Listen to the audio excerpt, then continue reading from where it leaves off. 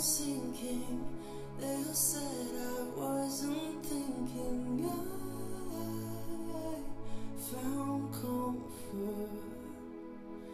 I fell in love with avoiding problems.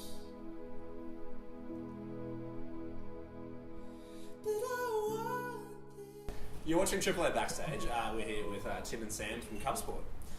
So how you going this morning, guys? Or this afternoon even? Going good. Yeah. So this morning we heard a really cool Leica version from you guys of Kanye West's Ultra Light Beam. One of our writers called it, said that it would leave you calmed and a little breathless. What led you to channel your inner Yeezy? Well, he's one of our favourite artists, and that's probably my favourite song off The Life of Pablo.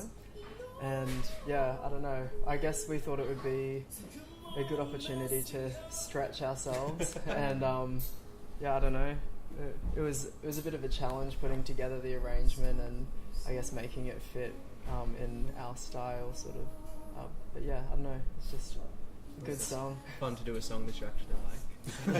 Well, you pulled it off. It was awesome, and you came back for some pretty substantial tours in the UK and the US a little earlier this year. What was the overseas touring experience like? It was awesome. We were gone for maybe 7.5 weeks in the UK, Europe, America, and Canada. Oh, wow. And the America part was the biggest portion. We flew into New York and we actually drove across the country, right down to San Diego and up to Vancouver. So it was big. Yeah. Lots of trying. Was there anything that you needed in the car to you need that for touring?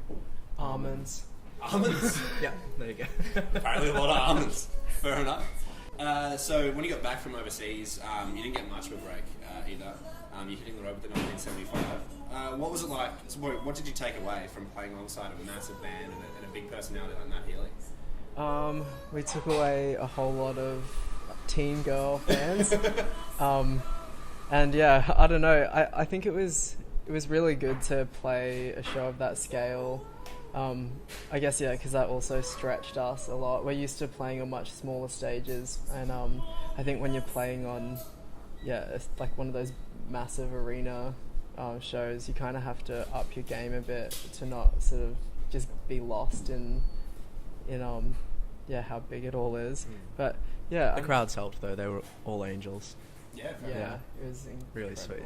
And obviously, as you said before, Matt Healy handpicked you for the gig, so he knew you were going to be able to handle it. So do you feel like you sort of had that edge when you were going into it, thinking, oh, these guys got our back as well?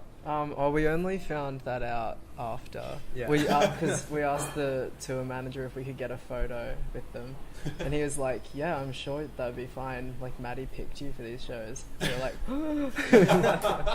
I thought someone had paid them a lot of money or something. Fair enough.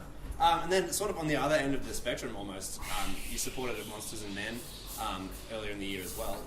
Why do you think that your music has that kind of crossover appeal where you can be just as at home with of Monsters and Men, like an Icelandic indie rock band in 1975?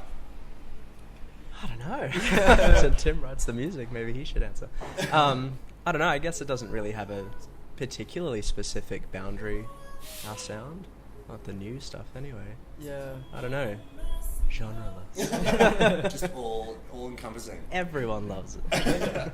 So if we can throw back to just a couple of months ago when you guys dropped the video for Come On Mess Me Up, it has such a cool and simple visual effect.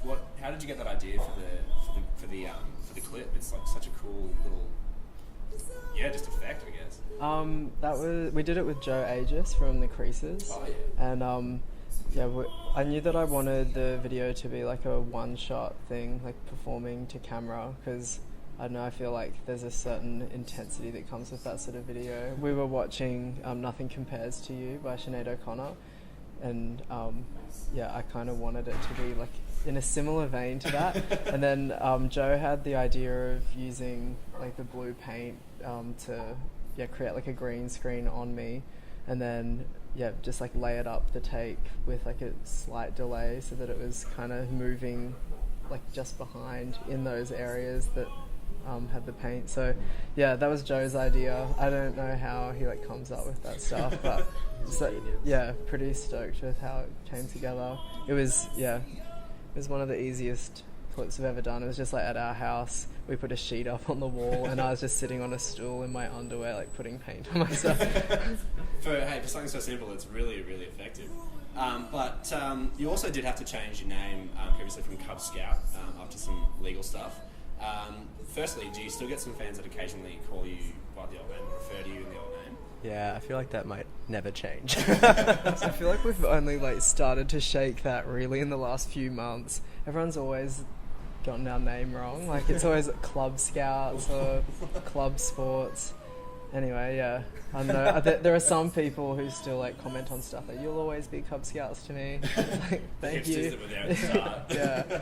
And secondly, do you feel like they're two distinct areas in the band's sort of musical identity, or does it all just kind of flow together? I think it is pretty different. Yeah. I think we did a lot of growing up between the Cub Scouts era and the Cub Sport era. Yeah, I don't know. I feel like it's a pretty different thing now. Yeah, fair enough. And so, what can fans expect from your upcoming Australian tour?